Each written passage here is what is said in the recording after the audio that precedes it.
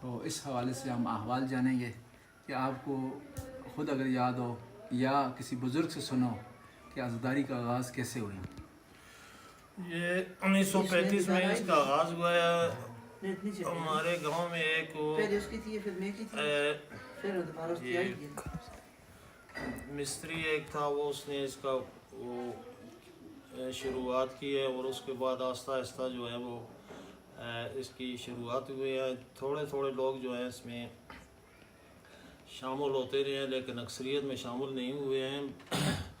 پھر کرتے کرتے تقریباً آج کے مقابلے میں تقریباً 10% لوگ اس وقت کے جو ہے وہ شیعہ تھے, اور ایک امام برکات نہیں تھی, اور ایک وہ گھر میں یعنی اس میں وہ مجلس اعضاء ہوتی تھی, اور مولوی کو باہر سے وہ مولوی آتے تھے, اور چاند تقریباً 40-50 کے قریب یہ مجمع ہوتا تھا.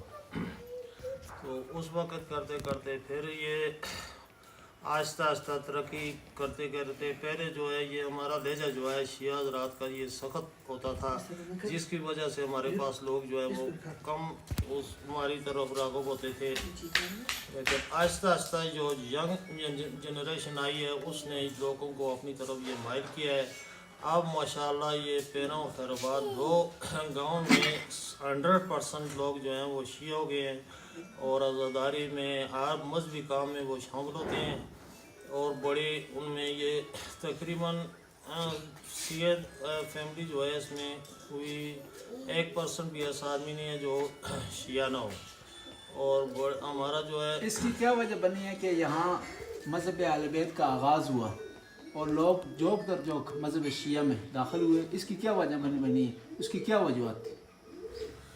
اس کی وجوہات سے یہ کہ تبلیغ کی وجہ سے, تبلیغ جو ہے یہ بعد میں تبلیغ جو ہے وہ اچھی تبلیغ ہوئی ہے, اچھی ڈیولپمنٹ ہوئی ہے, جس کی وجہ سے لوگ جو ہے اس میں شامل ہوئے.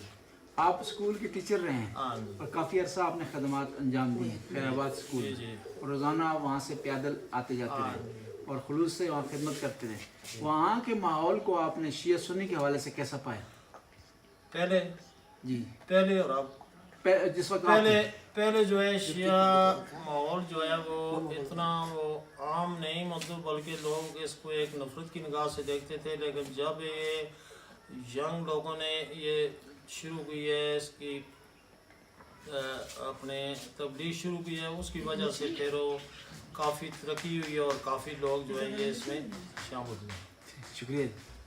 یہ بتانا تھا کہ یہاں امام بارگاہ جو ہے وہ اگلی گل میں کر کرنا ہے, ان کے والد محترم امداد حسین خان